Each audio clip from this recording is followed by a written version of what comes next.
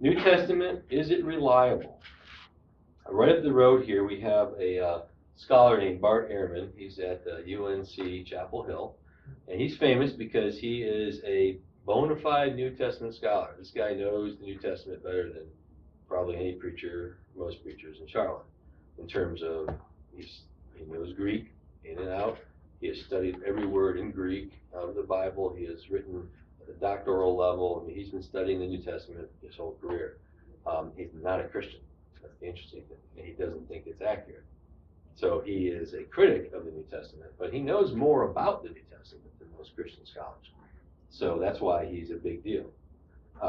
So he's constantly out there, mostly on the pop level. It's interesting for him when he's writing and speaking to academics. He's a lot more reasonable.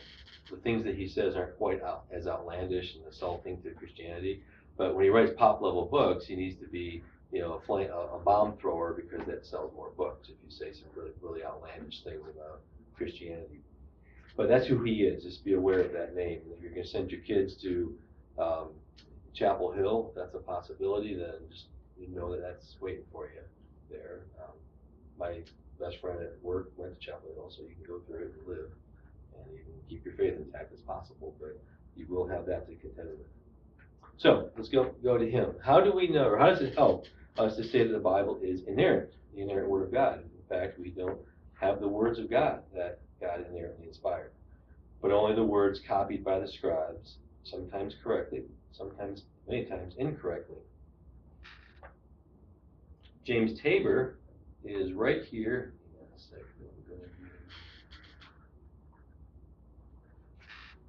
Next, let's do that. So James Tabor, right here in Charlotte. He's at UNCC. Oh, what is it about North Carolina then? The Gospels have errors and contradictions. Miracle stories are not true, including the virgin birth and the resurrection, because women do not get pregnant without a male, ever. And dead bodies don't rise, not if one is clinically dead, as Jesus surely was after Roman crucifixion and 3 days in the tomb. Okay, let's go. Come on. Okay, let's go back. Why is that? What can you say about that statement right there based on what we already know?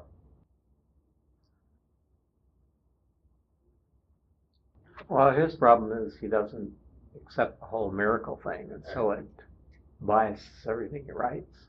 The reason why classical apologetics is so necessary, that's why I have this quote in here. If you're doing just straight evidential apologetics, meaning that you just want to prove the resurrection, you can see where he's coming from, and this is what is legitimate. He says, look, miracles don't happen. It's impossible for miracles to happen. So no matter what the explanation is about the virgin birth or the resurrection, it's not going to be a miracle. Well, classical apologetics, which is what we've been doing, we've already dealt with all that. All the philosophical underpinning of God and the possibility of miracles we've done. So this statement is, well, what are you talking about? That miracle stories are not true. How do you know that? Force him to say, well, miracles are impossible. Oh, really? And how do you know that? Just get him back to it's impossible for God, because there's no God. Oh, now we're talking about what the real issue is. You don't believe in God, because you would accept that if there is a God, then there could be miracles. All right, let's talk about whether or not God exists. So you back up to where he is. He's definitely not at the place ready to be read the New Testament. He's got a lot of work to do back there. So, okay. Okay, so this is what the one of the accusations is. Okay, we have potluck supper. These are real, taken off of different church bulletins and other things, but they're always fun. You've seen these on Facebook. Prayer and medication to follow. The choir invites any member of the congregation who enjoys sinning to join the choir. Scouts are saving aluminum cans, bottles, and other items to be recycled. Proceeds will be used to cripple children.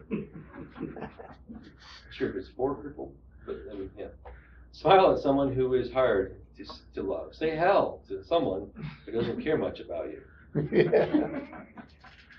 So, misquoting, having a few letters off changes the meaning sometimes pretty drastically, and that's one of their accusations. So the first question is the New Testament, is it reliable, or is reliable, affirmatively answering two important questions?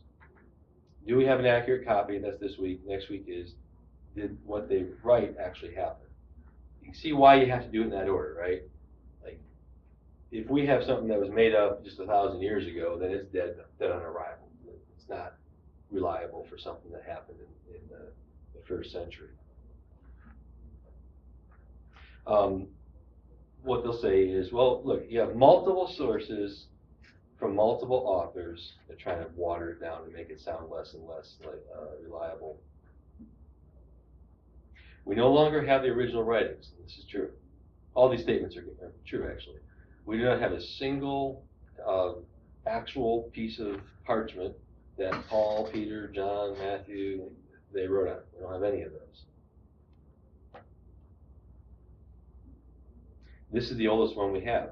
This is called the John Ryan's fragment. We'll talk about it later. We'll get into it. That's the oldest one. That's 2nd century.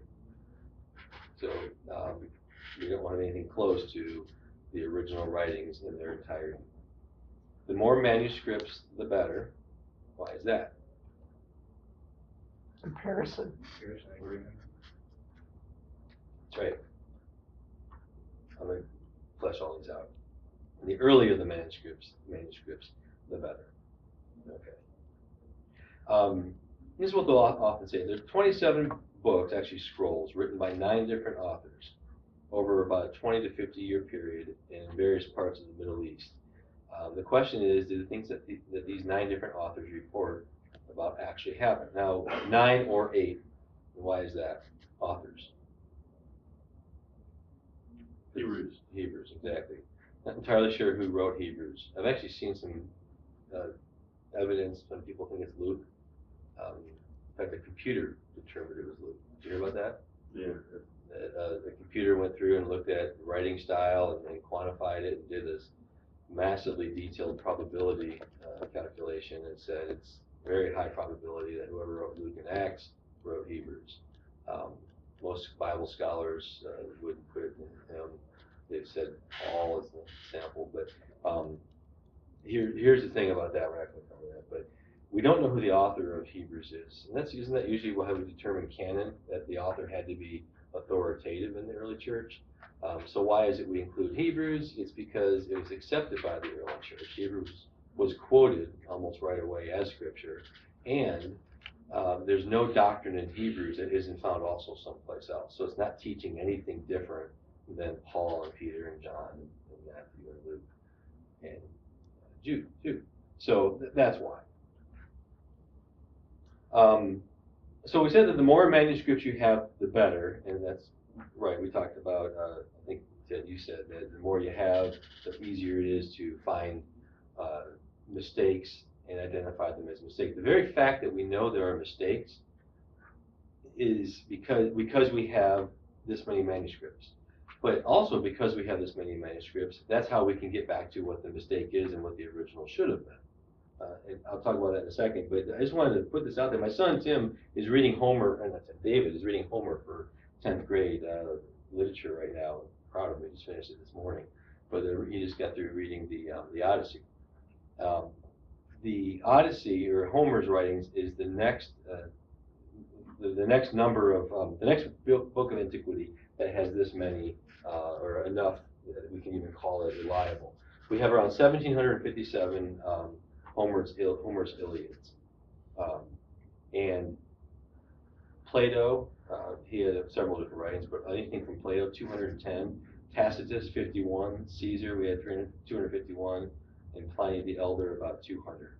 These are copies, not originals, but copies of copies of copies, but just anything from antiquity of these authors. Okay, the New Testament has about 9,000 to 18,000, in addition to, what I have up here is the 5,800, just shy of 6,000, 5,800 Greek manuscripts. That's usually the number you want to use, but and on top of that, the Greek, because that's the language it was written. So We're just going to count the Greek because that is the language that you can compare to see where there are misspellings or changes or anything like that. If it's in Greek, if it's translation, then it's a little harder to do. But on top of the 5,800 Greek manuscripts, we have between 9,000 and 18,000 copies that are translated into other languages. So we've got Syriac, Coptic, Latin, Arabic. I think Tom Howe reads all of those. I'm not sure about Arabic. That's the only one I don't know. But he literally told me one time that he does quiet times, and he's like, "Yeah, I'm going to read it in Coptic today." I'm like, "You are just weird, man." I just wish he wasn't so sick. How many copies did you say, Eric? Between 9, this can sound like a big gap, but between 9,000 and 18,000 ancient copies. Yeah. So- What's his name? Lawrence Where do you gave the figure of 19,000. 19. I'd be curious to see why he said that. I'd like to err on the side of like understating the case, so that later on, skeptic can't come along and say, "Oh, you're just trying to pad the information." So Gary Habermas's minimum facts approach. Like, look, I'm just really basic case that is really difficult to argue against, and even that basic case totally gives you Christianity. So that's why I try to be more conservative. And it also is going to depend on how you count a manuscript. Like, is it a manuscript of the text itself, or is it being quoted in a sermon or something like that? And we'll show you why that actually makes the case even better. But what I'm saying here is, does anybody think that Homer didn't write, or that we don't have what Homer wrote, or Plato, or Tacitus? I mean, look, these are major figures in the history of the Western world. And look at the difference between the number of original language manuscripts we have. So it's just right here, it's unreasonable to think that, well, we don't have enough to get back to what the New Testament actually was written.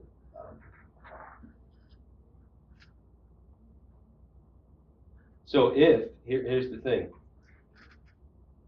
What if every single copy that we had was burned? Virtually all of the New Testament, so all of the copies, they did try to burn them. The Romans did, and other persecutors would burn. The fact that 5,800 Greek manuscripts survived is actually really impressive. But virtually all of the New Testament is quoted in the works of the early church fathers from the 1st through the 13th centuries.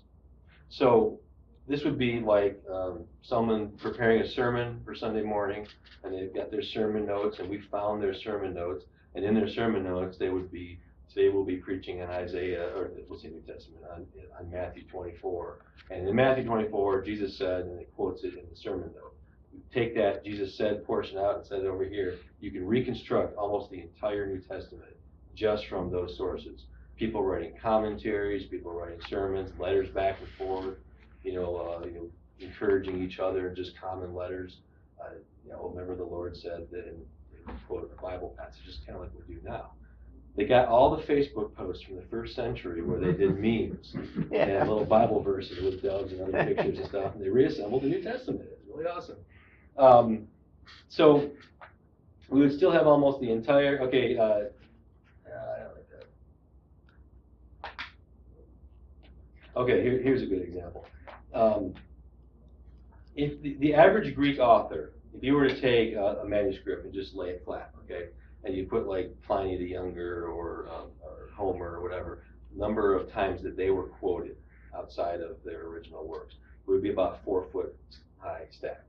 So people talking about, hey, that was really cool, Odyssey, I was reading it the other day, and they start quoting sections of the same thing in the New Testament. If you were to do copies and quotations of the New Testament, it would be over a mile high. And just taking what we have physically, just like, all right, here's the John Ryan's family, here's this, and start stacking them on top of each other. That gives you an idea, like 4 feet versus 1 mile in terms of paper thin or Pat Bright and evidence. Now, also the time gap. The New Testament has a 25-year to 150-year gap between oldest undisputed documents like the John Ryan's fragment and when they think John wrote. So this fragment, I'll show you in a second here, is dated in the 1st century, and I think John wrote it somewhere in the 90s, and so that's why they'll put somewhere around a 25-year gap. But if you want to take the liberal scholars' dating of the original writing and a very unfavorable dating of the fragment later in the 1st century, it's still 125 year gap. The oldest undisputed is the John Rylands fabric, and this is the guy who owns it, or it was in his collection now. It has 5 verses from John 18, and we'll read those in a second. Homer's Iliad, so that's why you're looking here, you actually want a small number. This is the gap of time between when it was written and what we have physically in our hands. Homer's Iliad is second, and it's a 400-year gap. Now we're talking about, you get to Plato and Tacitus, you get 1300, 750 to 950 years, 400 years. It's not even close. You see what that means? Like when I say gap, the earliest copy we have of Homer is hundreds of years after Homer wrote it. What did I say? 400 years.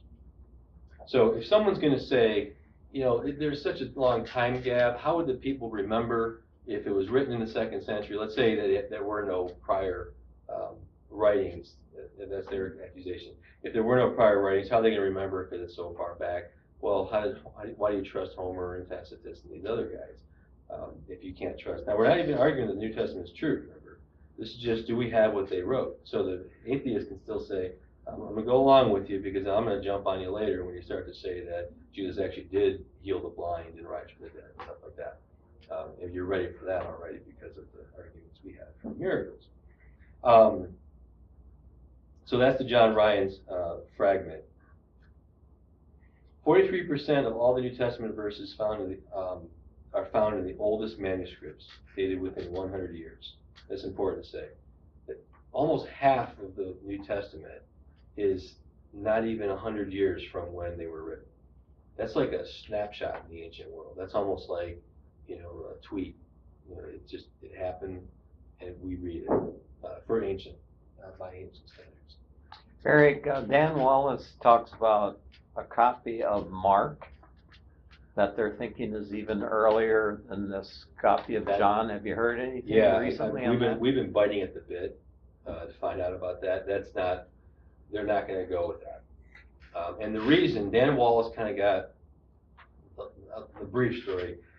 Dan Wallace had somebody tell him that he trusted because that's what they do for a living, and the person was being sloppy with their scholarship. And there's a video online if you want to see it. Just type Dan Wallace's name and maybe early Mark or something. He is now, he was head of gag order. The courts, there was some litigation going on, and he was not allowed to talk about it. He hated it because he did not think it was real, but he couldn't say that. And in the meantime, all of us are going around saying, hey, we think Dan Wallace thinks that it's real. And so he made a nice video saying why he couldn't say anything. It's not early Mark. It's still an historically significant, I don't remember what the result of it was. It's still, John Rylands is the oldest physical manuscript we have. So yeah, I actually have in my notes that information, but just in the last year it came out. So I would check it out. In fact, if you find it, put it on the page. It's really interesting to watch. Dan Wallace, he is one of the most respected experts on the historicity of these manuscripts, or the accuracy of these manuscripts. He collects them over at Dallas Theological Seminary, has his own collection. So back to our buddy Bart, his comment. What good is it to say that they were inspired when we don't even have the originals? That's no longer a reasonable statement. Okay, we don't have the originals, but why would you not want to trust what we do have, given the numbers of copies we have? If you're going to trust Homer and these other guys, you have to trust the New Testament. We have only error-ridden copies, and the vast majority of these are centuries removed from the originals. He says the vast majority are centuries removed. We just say about 43%. All right, so 43% of the New Testament is within 100 years. So for him to say the vast majority of the copies are centuries removed is a little disingenuous. So what he'll say is, okay, most of our copies of John are centuries later. Why would that be? That most of our copies of the New Testament are centuries later than John Rylands. This is kind of like physics, botany 101. These things that aren't as old are still around. Things that are really old deteriorate. So it's kind of like, well, Bart, of course we're going to have more copies that aren't as old because they weren't written as long ago. SES has that scroll. You saw that Old Testament scroll that we have here at the conference, the one on our, that's from the 1700s. That's a Hebrew Torah in this case. So that's why we have it out, because you can touch it and all that, because it's not valuable in the sense of, it's just somewhat historically valuable, but it's not ancient. Of course we're going to have more copies that are like that scroll than we're going to have the ones that Moses wrote down. We're not going to have any of those, right? So it's kind of, again, disingenuous of him to bring out a factor that just is true by definition, that we're going to have more copies than are as old. There are more variations among our manuscripts than there are words in the New Testament. Okay. How can he know this unless he knew what the original said? How does he know that it doesn't accurately represent the original? So we're going to unpack it a little bit. So throughout this book, he makes assertions what is and isn't original, but he's saying that it's impossible to find out what the original actually said.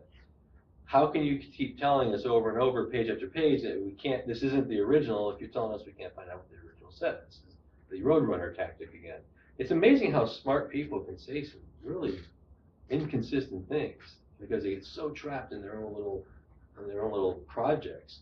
So what a variant is, it's a difference between from this text and this text. Okay, so it's a variant between these two. And it could be things like, if you ever read, my first as a child read the Narnia series. I was taken aback at how C.S. Lewis spelled color. The British is L-O-U-R instead of L-O-R. I remember just thinking, Kalur, what's Kalur? And that's just how they spell it. He would actually say that if I found a copy that was like updated for American readers, and it was C-L-O-R, C-O-L-O-R, that's a variant. Look at that. That's unreliable because the words are spelled differently. Not only that, but every single time Kalur was written in the British text, and color was written in the American text, every single one would be a separate incident, even though it's a single word and there's one explanation for all of those differences. That's what he's doing here, amongst other things. So if you do that, there are 400,000 variants that we know. And so he's going to say is that, look, there are only 130,000 words in the New Testament.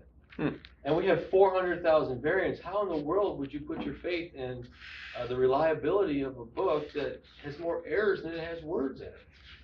Those numbers are true. But you see the problem with it there. That he's calling things like misspellings that are copied or variant spellings. They're not even wrong. This is from Tom Howe. We always love hearing from Tom Howe. So what this means is that among the 5,800 or so existing manuscripts, there are over 200,000 instances where these manuscripts differ amongst themselves. So for any one variant in the New Testament, there can be hundreds of manuscripts that differ among themselves concerning this one passage. So there are not thousands of places in the New Testament, thousands of places where there's a difference. There are hundreds of places in the New Testament in which the manuscripts differ among themselves. And many scholars estimate that this constitutes only about 10% of the New Testament text. So that's why I have this up there as 10%. Again, these are not surprises because of things like minor misspellings. If someone misspelled something and then the scribes after him were writing it and they wanted to be accurate to the scribe, they copied the misspelling. I don't want to change God's word. So they're kind of doing good practice. But every single time, that would be considered another problem. But if a word is spelled wrong, does that mean you can't get to the original, what the word was supposed to be? No. So half of them are that. 49% of them are inconsequential or non-viable. So only found in one or a few manuscripts in that case. For example, like John 17:12 in one manuscript reads, "I kept them in my name," versus "I kept them in your name." So that's the difference, okay? Are we talking about vast difference in meaning? Jesus saying this. I kept them in, he's talking to his Father, I kept them in your name, I kept them in my name. As a Trinitarian, no, and the Gospel of John was very clear about I and the Father are one, so not a major difference there.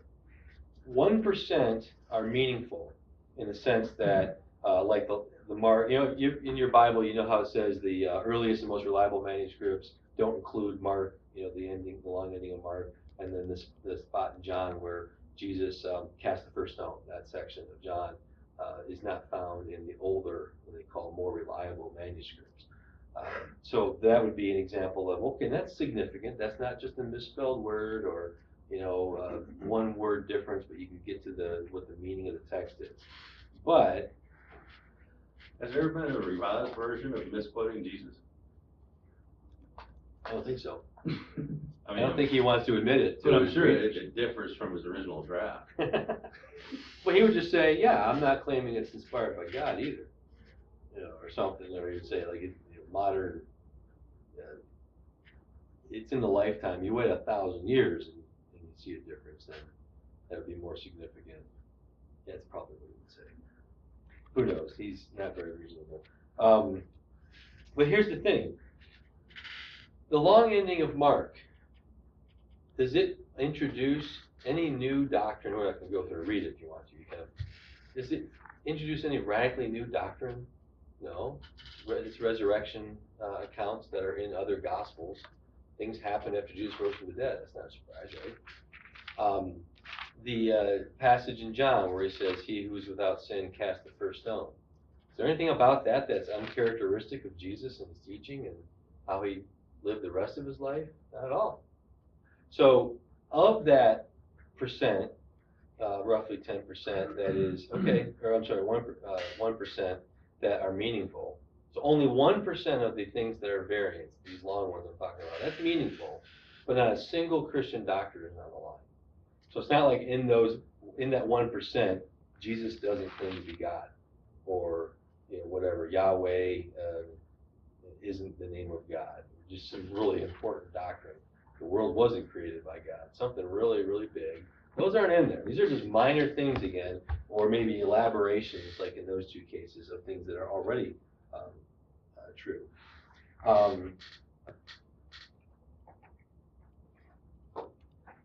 And okay, yeah, that's the other thing. The interesting point here is that the only reason there are a massive number of variants, 400,000 variants, is precisely because we have so many copies of the New Testament. It's the very fact that we have 5,800 copies that there are 400,000 errors. If we had 5,800 copies of Homer, how many errors would we have in there? So it's actually the very thing they're trying to use as a way to undermine the Bible is actually support that we can rely on the fact that we have a good copy. Okay. There. I can do all things. I can do all through. I'll read it out. There are 4 different versions of this sentence here. Now, should we just throw it out? Can't possibly understand what they're trying to say here, right? We have 4 different versions. There's a different error in each sentence. This is what Bart Ehrman is saying as well. How can we possibly know what the original author said? Because there are 4 out of 4 errors in here. We only have 4 manuscripts and we have 4 errors. Oh my gosh, 100% variance. It's the fact that we have 4 manuscripts with 4 different errors that nobody would read this and not know what that original passage said. So the fact that we have more actually proves that, or actually allows us to get back to it. Those bulletin bloopers were funny, but you knew what they meant, right? I mean, say hell to somebody. All right, 1 letter off, but man, I laugh at it, but move on. It's the very fact, a single letter changes the meaning of it, but even then you knew what the author meant, what the original author meant, the person who wrote it. So Bruce Metzger, who was actually, he's a New Testament scholar and taught Bart Ehrman, and Bart Ehrman dedicated his book to him. He estimates that, I can't pronounce it, Mahabharata Anybody know what that's saying? Hinduism, it's a branch of Hinduism. Can I get Sibu back in here and he'll tell us what that is. The M branch of Hinduism. He estimates that it's only 90% pure. So my point here is Homer's Iliad is 95% pure. We can be confident that we have an accurate copy of a 2,000 year old writing because these are older than the Bible and they are less reliable than the Bible in terms of purity of text. So if you think that the Hindus have an accurate text that they can base their religion on, or that we have an accurate copy of Homer that we can enjoy as a novel, then there's no reason to believe that we don't have the New Testament that we can look to find out if it's true. 99.5% sure, way beyond the Hindu text and the Iliad. So, Dan Wallace, the guy that you quoted, or asking about, this is a long quote. So, when external evidence and internal evidence are compared, scholars come to a conclusion as to which reading is the original. The textual variant that has the greater claim to authenticity will be found in the earliest, best, and most geographically widespread witnesses.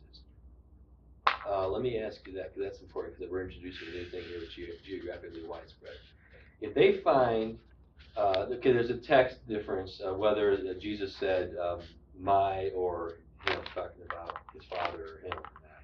But we find that my father, referring to God the Father, is in Asia, North Africa, Greece, all the way up into Northern Europe. And the one that it says my is in an isolated area, doesn't make its way off of, say, the island of Ireland. Let's say that it's contained there.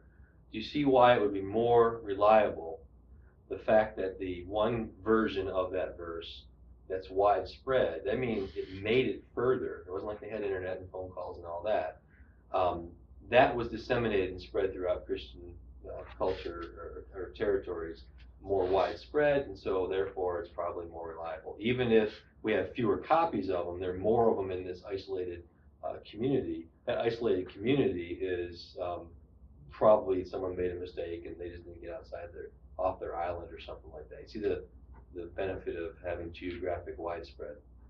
That's why he brings that in. It will fit the context and author style. It will be the obvious originator of its rival readings on a literary level. So if you look at internal evidence, 99% of all textual problems are easily resolved by comparing the external and internal evidence. And even a good portion of the remaining 1% that are meaningful and viable can be resolved with a great deal of confidence by a careful comparison of the external and internal events or evidence. What he's saying, 99% are easy. Just do this hard, just not even hard work. Do your work, and it'll be a piece of cake to figure out what the 99% means. Even that 1%, it just takes more work, but the same process, you can get to the meaning of the text. Back to everybody.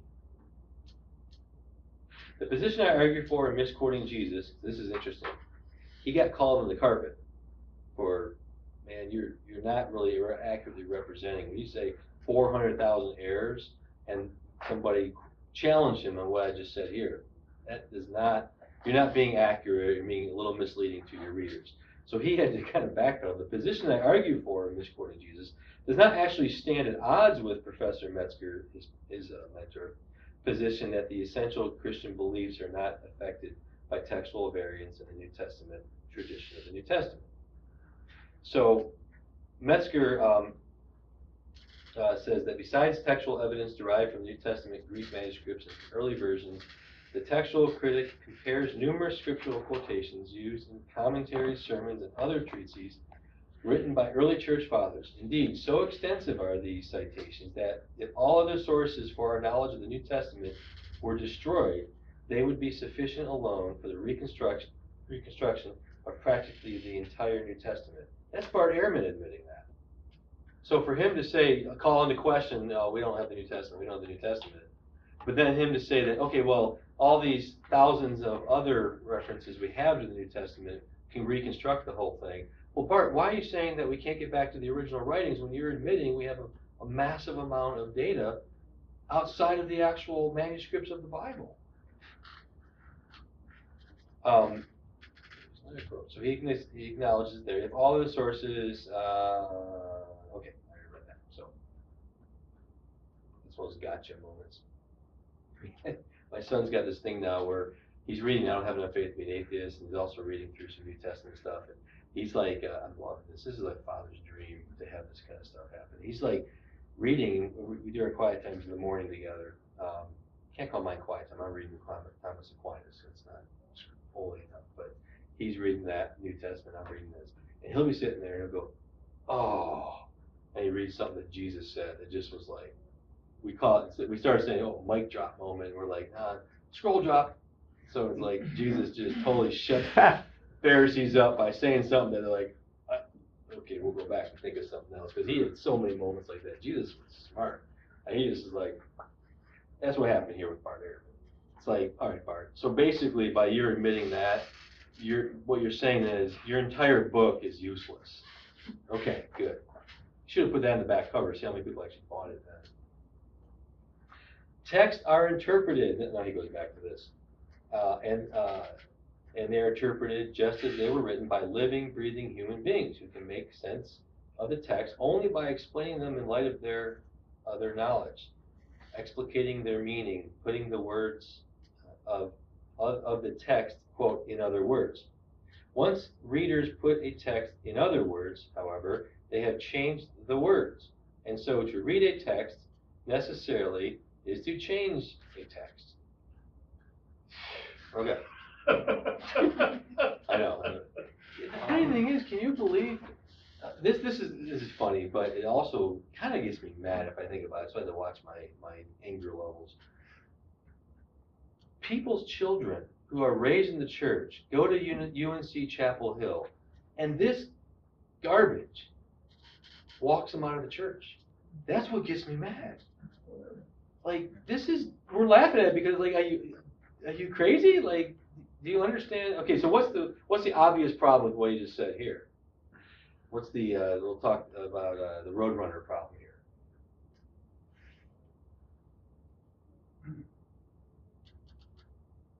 Don't think in terms of holy text or ancient text.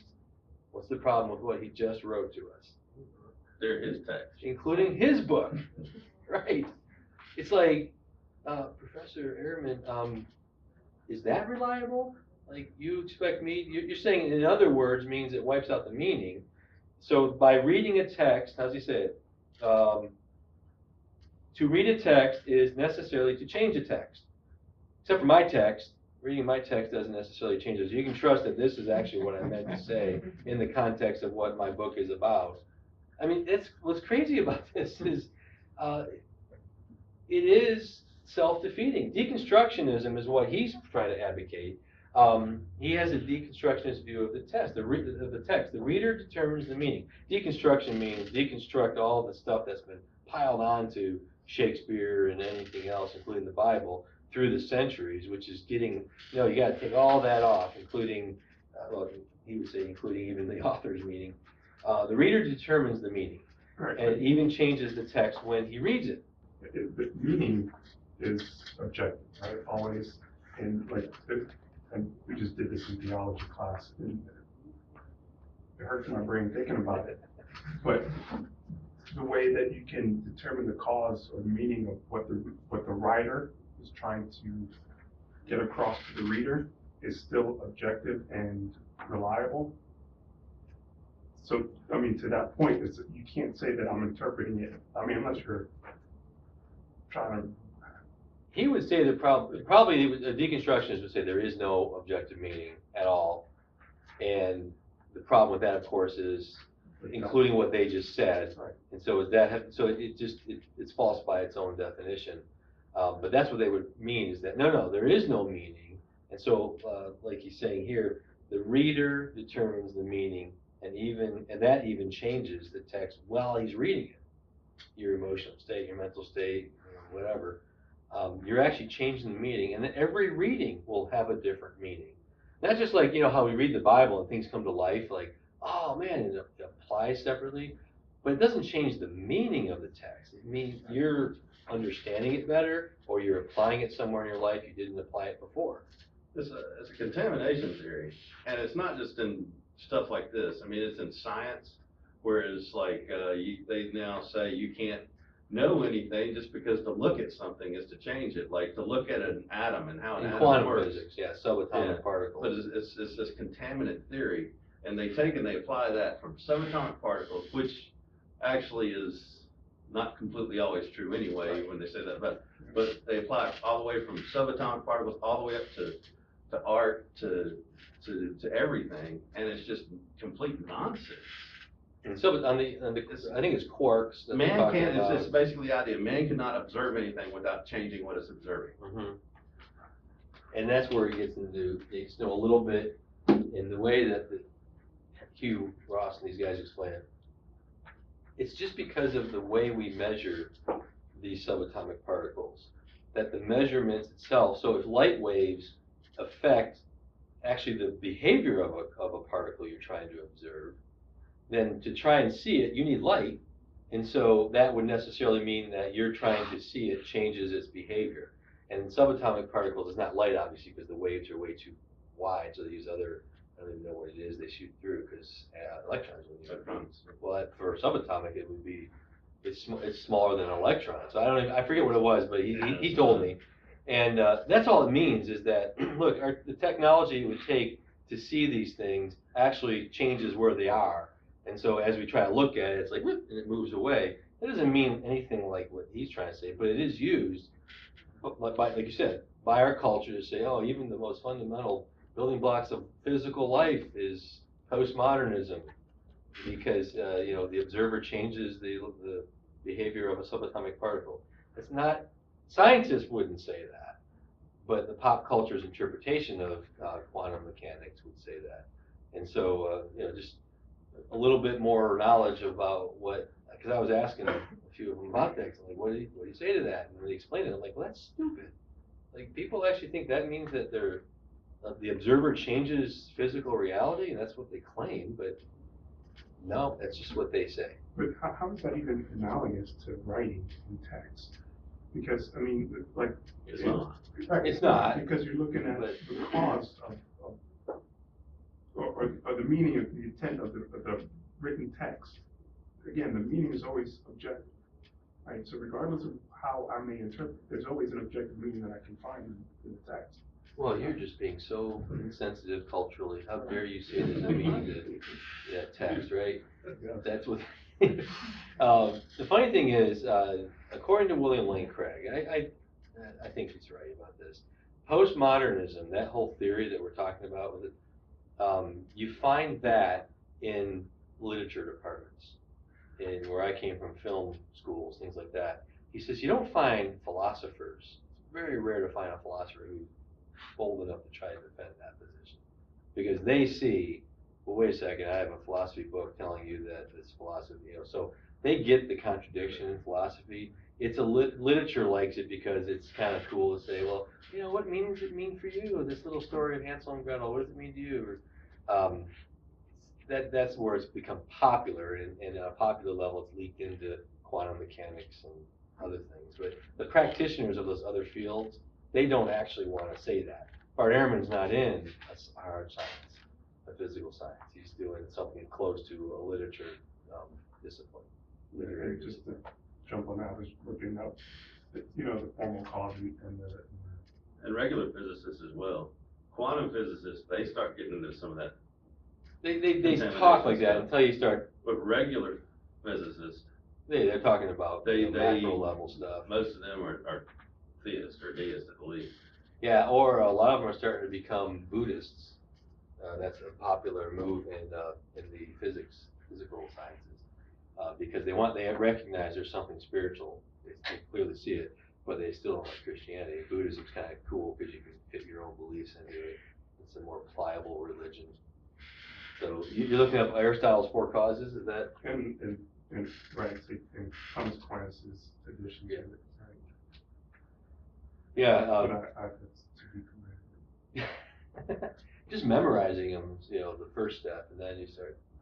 I actually heard Norm Geisler at the conference. One of our graduates pulled him aside, and this is how cool Geisler is. he was like, okay, now everyone, leave us alone, I'm over here. And he wanted to talk to this guy who had graduated a long time ago from our school. And I was like, what are they talking about? And he just wanted to understand Aristotle's four causes better.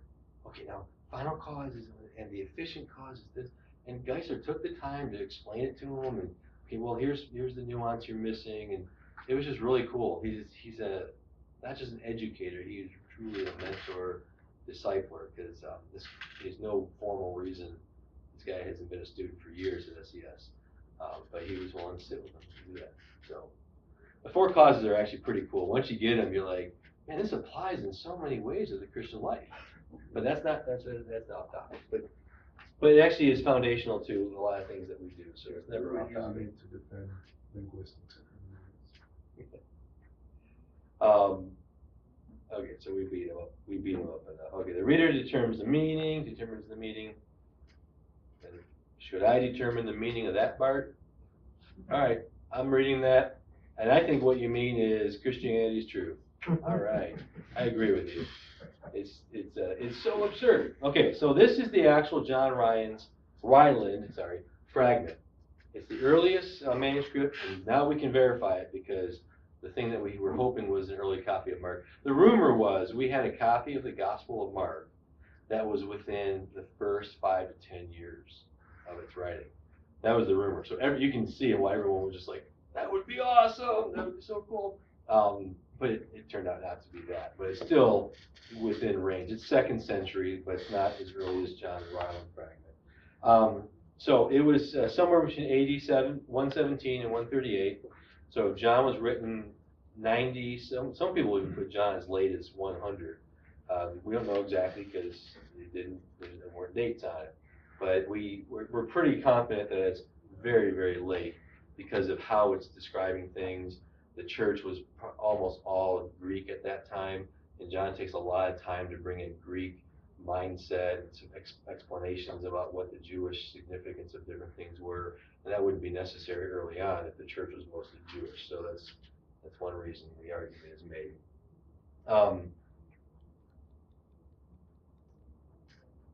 There's some notes in here that actually run from the other side. So if you want to know what's actually on there in Greek, this is the passage in John 18 through 33 and 37 through 38.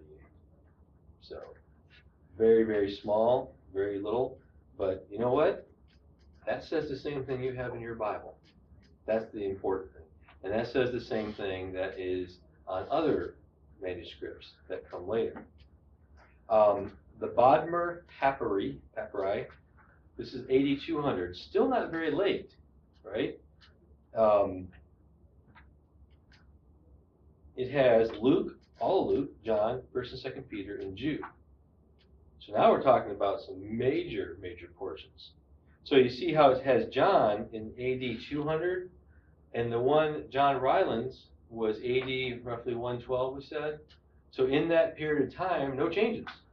So, okay, again, Bart, when did these changes come into play? And I don't actually have to check and see if there were any spelling differences on there, but I guess there wouldn't be because the time period is so tight. So now you're talking about several books of the Bible. And we got the Chester Beatty Papyri, only 50 years after that. And it has, come on, most of the New Testament, almost the entire thing is in there. This is the oldest one, and this is the year 250. So 150 years to, 180 years, but about 150 years after the close of the New Testament, we have a physical copy of almost that entire New Testament in hand. That's why this is almost a scroll drop moment here. When did these variants come into play? This is long before. If you ever saw the Da Vinci Code, I haven't. I couldn't stomach it. Readers see it, but the claim in there, I know, is that Christianity was invented in the 300s at the Council of Nicaea, right? By Constantinople and the bishops that were gathered there. This is before that by 100 years. So you would have to show that the Council of Nicaea drastically differs from the New Testament. But by the way, this is exactly what you have in your English Bibles here.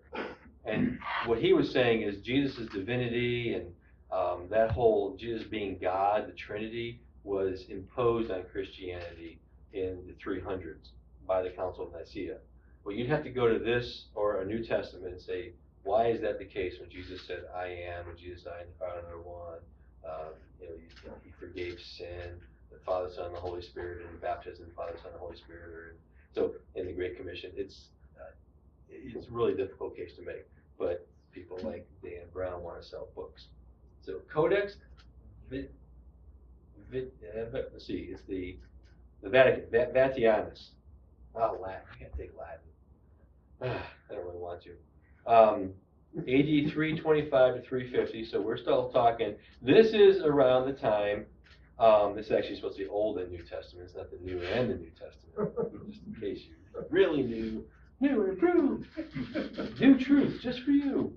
So this is around the time of the Council of Nicaea. We have this book, which has the entire Bible, essentially. I'm not sure what books are missing, probably Esther, I would imagine, portions of some books that were damaged or whatever. But you have almost the entire Bible, and including the Old Testament, at the time of the Council of Nicaea, that agrees completely with our Bible today. Codex Sinaiticus, AD 340.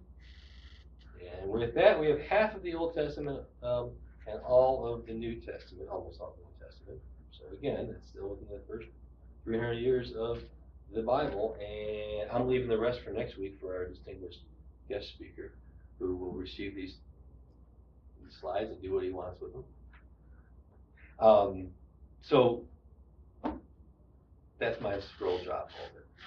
We finished early again. Why is it at the beginning of these classes, it's hard to get done by 8? And then somewhere along the way, it's like, oh man, we're done, and it's 7:30 already. Is it less material? Is it, I don't know. Anyway, I'm not talking fast enough. I'm talking too fast. So, back to the original question. Remember, there are 2 questions. Do we have what they wrote? Is what they wrote true? You can see how someone saying we can't even know what the New Testament writers wrote is so far. You can pick any one of these arguments or facts to memorize, just have it ready to go and pull it out and say, well, actually, you know how many manuscript copies we have of almost the entire New Testament within the first 200 years? If you want to go 300 years, we have all of it. We have very, very early copies, and then we have thousands of them that date all the way up into the early 2nd millennium. So that's another point too. That 5,800 is Greek copies, but just so you know, in Greece today, when they print the New Testament, they don't count those as Greek copies of the New Testament. But I say that because they did stop counting at some point, but it was like, okay, that's too far removed. So there were pockets of Greek speakers in the 2nd millennium. They're not counting those. I don't know what the cutoff date was, where they're like, okay, at that point, that's not ancient enough. It has to be ancient in order for it to be, I think it may be, at the very least, when the printing press was invented, but I think it was around the time of the Crusades that they would have stopped counting those Greek manuscripts. Again, we're erring on the side of caution here. We're talking very old and very many. So we've been kind of talking throughout, but are there any questions? What was the latest one been found in the cave? The Dead Sea Scrolls? That's one. Is that, I mean, in a context wise, I mean, what does it cover? Well, the Dead Sea Scrolls are Old Testament. Right. Because this was a Jewish Essene community. And so the beauty there is we had the earliest copy of Isaiah. And this is a big deal, and Daniel, but Isaiah in particular, because it has prophecies about Jesus, prophecies about crucifixion. The earliest copy we have was the 2nd millennium. It was around 11 or 1200, exactly, but really, really recent. And so the critics could say, well, none of this stuff actually happened. These Jews somewhere along the way, probably either after the Babylonian exile or maybe at the time after the AD 70, when the Romans destroyed Jerusalem. But they made up this history about themselves to feel better about themselves. Then they find these Dead Sea Scrolls, and you know the story there? How it was an accident? Right. This is kind of like the discovery of the Big Bang. It's like accidentally some shepherds were throwing rocks up in a cave and they heard crash. What was that? And they climb up there and it was literally an accidental find. And they just treasure trove all these caves with all these vases with old scrolls in it, hundreds, I don't know, I think it's in the thousands.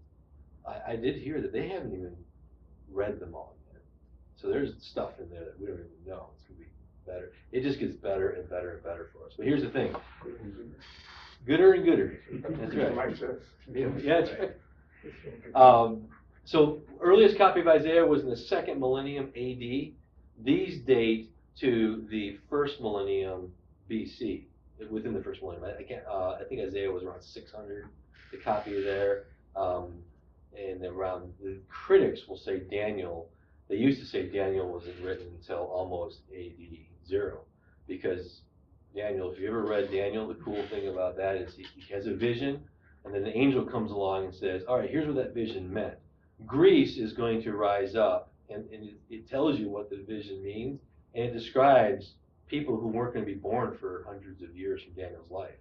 Alexander the Great talks about dividing the kingdom into 4 governors. I mean, it was Alexander, then his 4, and then one of them rises up, and that was Caesar. Is that how it went?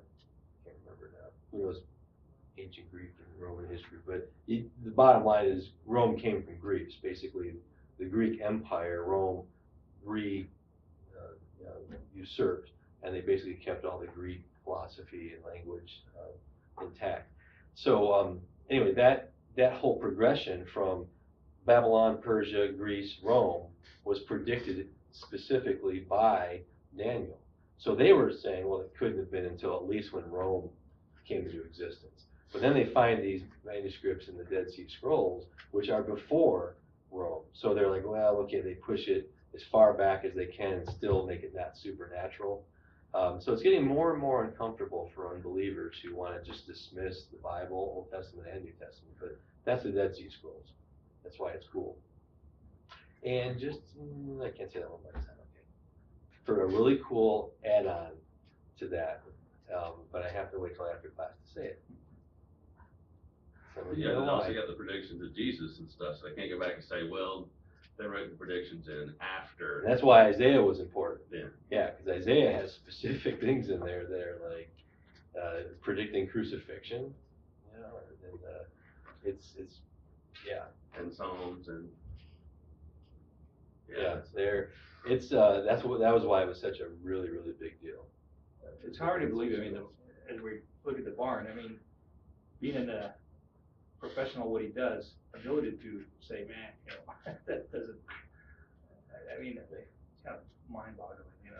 Because his problem is philosophical. Yeah. That's why you have to have some level of philosophy as a Christian apologist, or just as a Christian. If you're witnessing, if you have some philosophy, and by the way, don't be worried about that word. That's what we've been doing in this class.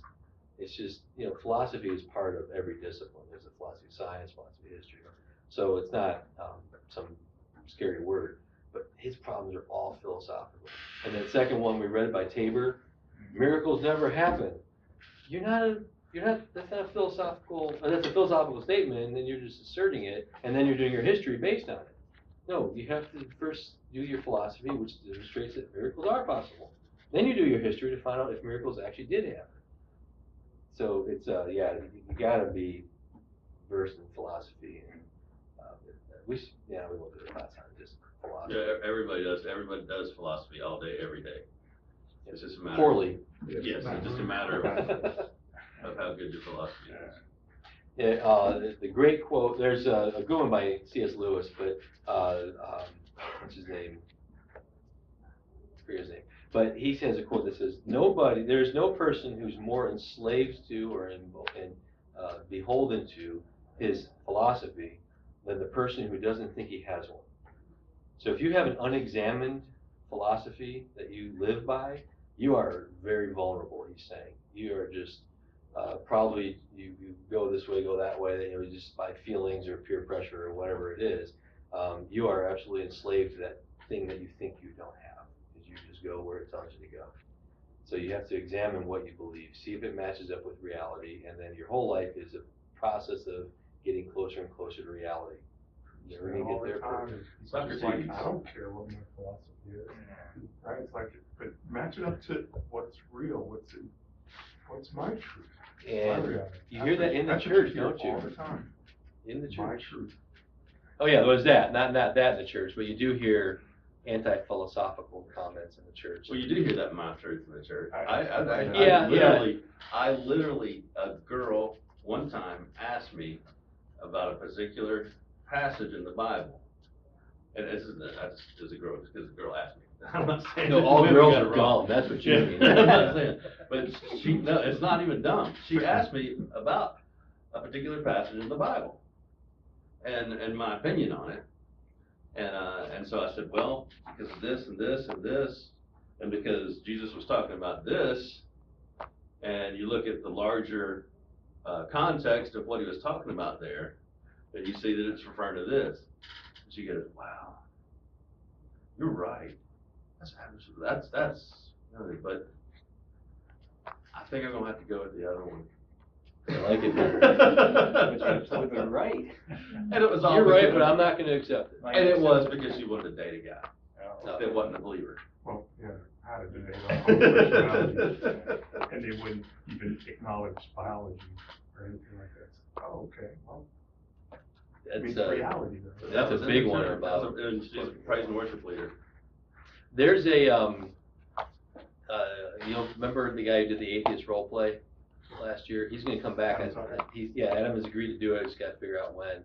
Cause I think that's a really cool thing to do after I don't have enough faith to be an atheist, right? Did you guys like that? Everyone, last year, the ones who were here, Al, and I think you were here, Yeah. I think. It's cool, cause he's a friend that I work with, and he has is it his glasses he puts on or hat? He has some indicator that he's now speaking as an atheist. And he stands up here and he tries to lay into you and get you to not believe Christianity. And he said afterwards, and he does this all over the place for, you know, college groups or whatever. And and then he takes the glasses off and says, now I'm a Christian. And he says, well, here's what you should have said, or you were going in the right direction, and he helps correct you, and then he puts them back on and tries to dissuade you of your Christianity again. So he's gonna come back and do that. It's really cool. But he said that last year when he came, he has never done that where the class did such a good job defeating his atheist arguments. So it was a huge compliment to our church. The class that we just finished, just what we went through here the last few weeks, and people were ready. So kudos to this class. And so he's thinking about coming back. But the reason I bring him up is last night he did a talk at UNCG, and it was a talk on a natural law argument against homosexuality, all the LGBT, transgenderism, homosexual lifestyle, everything. It was an awesome talk. And he doesn't, like we've done here, he did not quote a single Bible verse, he quoted Aristotle, he did quote Aquinas, he just did all this philosophy. Quoted our founding fathers, quotes Martin Luther King Jr. I mean, these people are like, so here's what happened. The LGBT group and the Democratic Socialist, something, it was just this far left, communist, Marxist, whatever group, joined together and they were gonna do a protest. So they were planning on filling the room so no one else could go, and then turning their backs on him so that no one else could hear this horrible stuff, but also they could just show disrespect. So that was what he was walking into tomorrow night, or last night. We were praying, he was really nervous about this. It starts off, about half the room was this group was here, and they turned their backs on him, but the other half was full of other people. And the chancellor and two other officials from UNC Greensboro were there, and they started the talk. They said, listen, and this is kind of funny to me, but they said, we understand that, a lot of you are here in protest, and we want you to know we believe in free speech, which includes Adam's right to come up and say what he's going to say, and your right to protest it. If anyone here is here to be arrested, we want you to know that we've provided officers. And he literally said, if you're here to do a peaceful protest and you want to get arrested, and that's your way of protest, we respect that, but there's no reason that you or the officer's safety needs to be put into danger. So he's standing in the back of the room. They'll be happy to help you. It was like customer service for going to jail. But that's how the evening went. So then what happened is they were quiet and respectful. They didn't interrupt him or anything. They got to hear whole talk about, from natural law, why homosexuality was wrong. Did you record it? We're gonna find out. Someone did stream it, and we're gonna see if it was captured or just live streamed.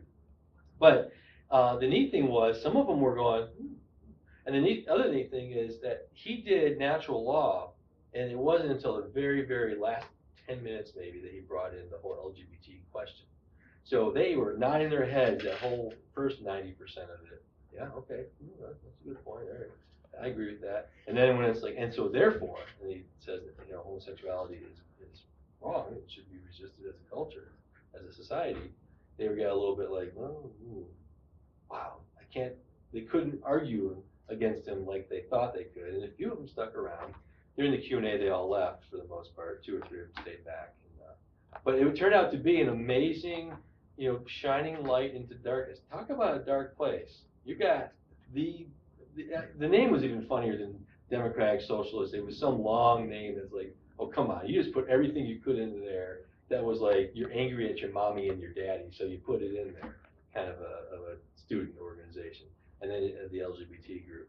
So really great opportunity, and he just did flat out philosophy and apologetics, and it worked. So this stuff is making a difference is the point. And the natural law angle is something that the church needs to resurrect. And it's the very reason that Martin Luther King Jr. was so effective at what he did, because he did not base it on, we went through that, I think, on the moral week, but I think it's powerful. I wish I was taught that at school, but I wasn't. So, anyway, went from Dead Sea Scrolls to that. How in the world did we do that? Let's pray, and then, You know of Dan Wallace's project where he's taking and that's his whole digital ministry. pictures Yeah, of all the Greek New Testaments all throughout the world? that's like the whole purpose of his 501c3 that Yeah. and he's working through theological. Well, you can go online and see all of these. You're starting to upload them? Yeah. Yeah. And the website, if anybody's interested, is the initials csntm.org. Yeah, They're all there. he's not done That yet, they've is done, I don't think so. he? Yeah, I No. think it's a huge, maybe lifelong, but Yeah. he doesn't have access to, so collectors will have to give him access to these. And he comes in usually, and I don't know if they've let him yet, but he's asked the Vatican to be able to go and get some of their super secret stuff.